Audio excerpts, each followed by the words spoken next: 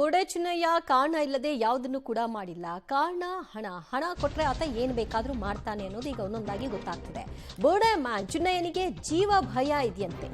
ಆತನಿಗೆ ಈಗ ರಕ್ಷಣೆ ಬೇಕು ಅಂತ ಹಿಂದೆ ಕೋರ್ಟ್ಗೆ ಹೋಗಿದ್ದ. ಈಗ ಆತ ಕೇಳ್ತಿರೋದೇ ಬೇರೆ.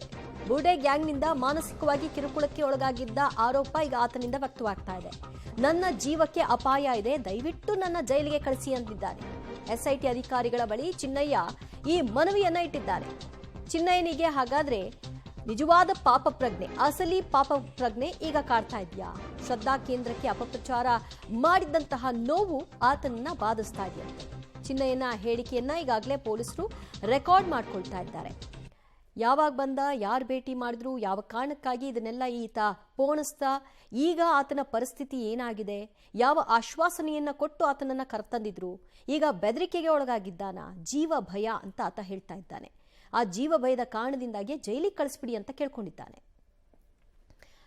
ಮತ್ತಷ್ಟು ಮಾಹಿತಿ ಪಡೆಯೋಣ ನಮ್ಮ ಪ್ರತಿನಿಧಿ ಪ್ರಕಾಶ್ರಿಂದ. ಪ್ರಕಾಶ, ಯಾವ ಜೀವ ಭಯ ರಕ್ಷಣೆ ಬೇಕು ಅಂತ ಕೋರ್ಟ್ಗೆ ಹೋಗಿದ್ನೋ, ಈಗ ಆ ಜೀವ ಭಯ ಜನರಿಂದಲ್ಲ, ಬದಲಾಗಿ ಯಾರು ಕರ್ಕೊಂಡು ಬಂದ್ರೋ ಅವರಿಂದಲೇ ಶುರುವಾಗಿದೆ ಅಂತ ಹೇಳ್ಕೊಳ್ತಾ ಇದ್ದಾನೆ. ಜೊತೆಗೆ ಜೈಲಿಗೆ ಕಳಿಸಿ ಅಂತ ಮನವಿ ಮಾಡ್ತಿದ್ದಾನೆ ಅಂತಂದ್ರೆ ಯಾವ ರೀತಿ ಆತನ ಮೇಲೆ ಪರಿಣಾಮ ಬೀರಿರಬೇಕು ಈ ಉಳಿದವರು? ಈಗ ಒಂದೊಂದೇ ಸ್ಫೋಟಕ ವಿಚಾರಗಳನ್ನ ಈಗ SIT ತನಿಖಾಧಿಕಾರಿಗಳು ಹೊರತರ್ತಾ ಇದ್ದಾರೆ. ಆ ನಿಟ್ಟಿನಲ್ಲಿ ಈಗ ಒಂದಿಷ್ಟು ಮಾಹಿತಿಯನ್ನ ಅಥವಾ ಒಂದಿಷ್ಟು ವಿಚಾರಗಳನ್ನ SIT ತನಿಖಾಧಿಕಾರಿಗಳ ಮುಂದೆ ಹಂಚಿಕೊಳ್ತಾ ಇದ್ದಾನೆ ಈ ಒಂದು ಚಿನ್ನಯ್ಯನಿಗೆ ಅಸಲಿಯಾಗಿ ಈಗ ಒಂದು ಪಾಪ ಪ್ರಜ್ಞೆ ಕಾಡ್ತಾ ಇದೆ. ಎಲ್ಲೋ ಒಂದ್ ಕಡೆ ಬೇರೆ ಒಂದು ಬುರ್ಡೆ ಗ್ಯಾಂಗ್ನ ಮಾತು ಕೇಳಿ ನಾನು ತಪ್ಪು ಮಾಡಿದೆ ಅನ್ನುವಂತಹ ಪಾಪ ಪ್ರಜ್ಞೆ, ನಿಜವಾಗಿರುವಂತಹ ಪಾಪ ಪ್ರಜ್ಞೆ ಈಗ ಕಾಡ್ತಾ ಇದೆ.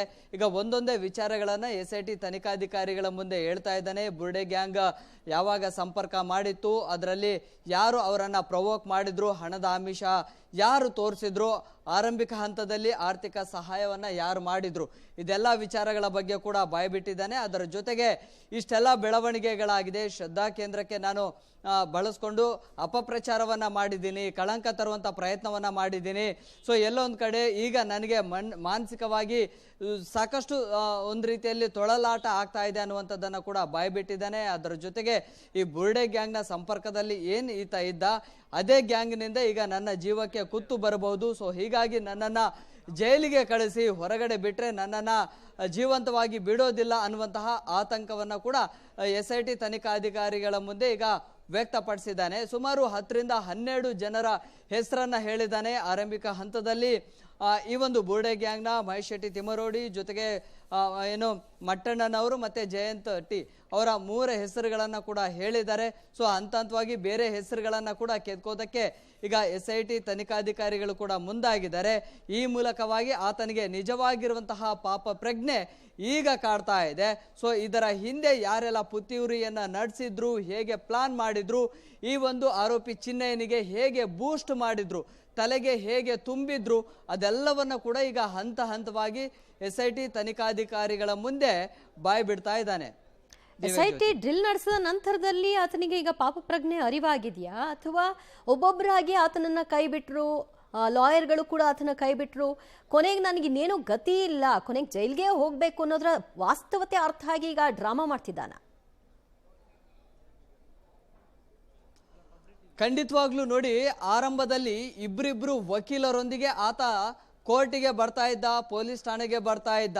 ಆದ್ರೆ ಈಗ ಯಾವಾಗ ಸತ್ಯ ದರ್ಶನ ಆಗಿದೆ, ಯಾವಾಗ ಈ ಬುರ್ಡೆ ಗ್ಯಾಂಗ್ ವ್ಯವಸ್ಥಿತ ಪ್ಲಾನ್ ಮಾಡ್ಕೊಂಡಿದೆ ಅನ್ನುವಂಥದ್ದು ಜನರಿಗೆ ಗೊತ್ತಾಯ್ತು, ಆಗ ಯಾವ ವಕೀಲರು ಕೂಡ ಆತನ ನೆರವಿಗೆ ಬರಲಿಲ್ಲ.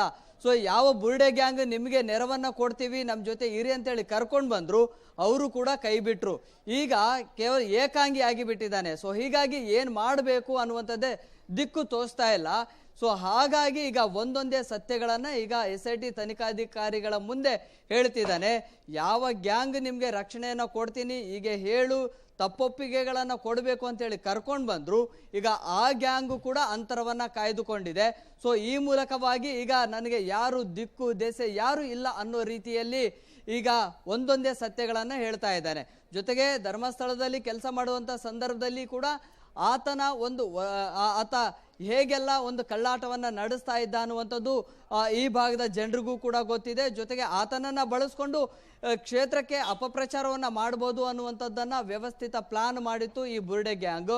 ಈಗ ಅಂತರವನ್ನ ಕಾಯ್ದುಕೊಂಡಿರುವಂತಹ ಕಾರಣಕ್ಕಾಗಿ ಒಂದು ರೀತಿಯಲ್ಲಿ ಮಾನಸಿಕವಾಗಿ ಕೂಡ ಕುಗ್ಗಿ ಹೋಗಿದ್ದಾನೆ. ಸೊ ಒಂದೊಂದೇ ಸತ್ಯಗಳನ್ನ ಬಿಚ್ಚಿಡ್ತಾ ಇದ್ದಾನೆ. ಈಗ ಬೇರೆ ಯಾವ ಆಪ್ಷನ್ ಕೂಡ ಇಲ್ಲ. ಯಾರು ಕೂಡ ಆತನ ನೆರವಿಗೆ ಬರೋದಿಲ್ಲ, ನೆರವಿಗೆ ಬಂದು ನಿಂತ್ಕೊಳ್ಳೋದಿಲ್ಲ.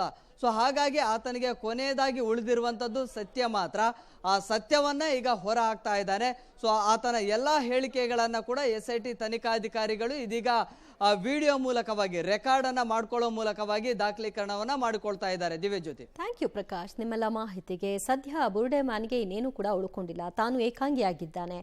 ಆ ವಾಸ್ತವತೆಯನ್ನ ಅರ್ಥ ಮಾಡಿಕೊಂಡು ಈಗ ಅಸಲಿ ಸತ್ಯವನ್ನ ಕಕ್ಕೋ ಕೆಲಸವನ್ನ ಮಾಡ್ತಾ ಇದ್ದಾನೆ. ಹಲವಾರು ನಾಯಕರುಗಳ ಹಲವಾರು ಈತನ ಹಿಂದಿದ್ದಂತಹ ಸೂತ್ರಧಾರಿಗಳ ಹೆಸರುಗಳನ್ನ ಆತ ಹೇಳಿದ್ದಾನೆ. ಅವರುಗಳು ಅಂತರವನ್ನ ಕಾಯ್ಕೊಳ್ತಾ ಇದ್ದಾರೆ. ಅವರ ಹೋರಾಟದ ದಿಕ್ಕನ್ನ ಬದಲಾಯಿಸ್ಕೊಳ್ತಾ ಇದ್ದಾರೆ. ಇವ್ರಿಗೂ ನಮಗೂ ಸಂಬಂಧವೇ ಇಲ್ಲ, ಯಾರೋ ಬಂದ್ರು ಗೋಗರದ್ರು, ನಾವು ಅದಕ್ಕೋಸ್ಕರ ನಮ್ಮ ನೆರವನ್ನ ಕೊಟ್ಟಿದ್ವಿ ವಿನಃ ಇದರಲ್ಲಿ ನಮ್ಮ ಪಾತ್ರ ಇಲ್ಲ.